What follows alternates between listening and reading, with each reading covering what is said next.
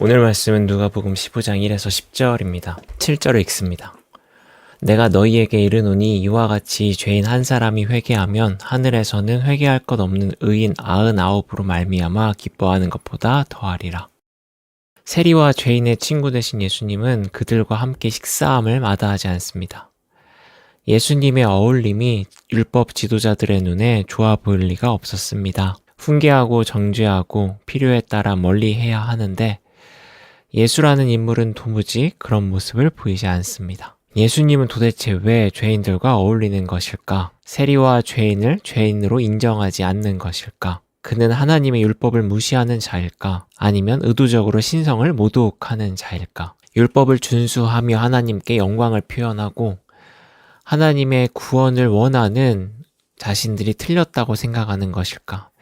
아마도 이런 생각이 오늘 예수를 향해 불만을 품고 수군거렸던 바리새인 서기관들의 마음이 아니었을까 합니다. 예수님은 잃은 것에 대한 비유로 답하십니다. 99마리의 양이 있더라도 한 마리의 양을 찾는 것이 양떼를 지키는 목자의 마음이라고 합니다. 양에 대해 잠깐 말씀을 드리면 양들은 제 스스로의 생존력이 무척이나 떨어지는 동물이라고 합니다.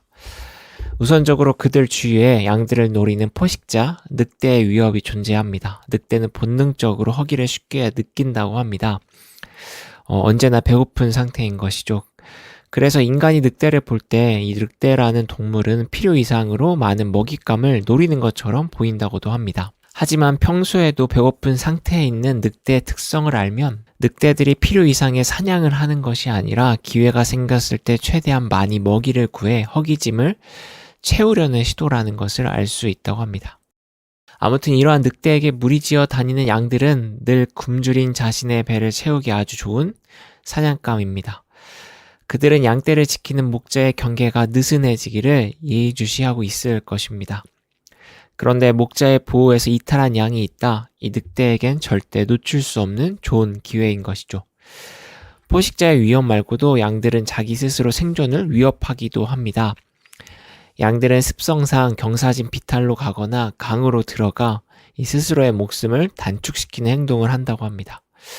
따라서 목자의 보호에 벗어난 양은 죽음에 쉽게 노출된 상태라 할 수 있습니다. 목자는 양이 눈에 보이지 않으면 일단 나머지 양들을 다른 목자에게 맡기고 그 양을 찾아 나설 수밖에 없습니다.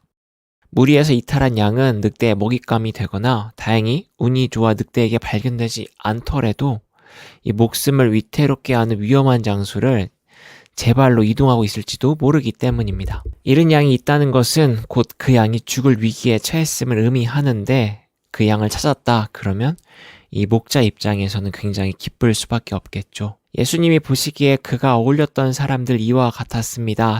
살긴 살지만 산송장 마냥 삶의 의미와 기쁨을 잃어버린 사람들이었습니다. 하나님과의 관계가 깨져버리고 그로 인해 하늘의 평화가 부서진 사람들이었습니다.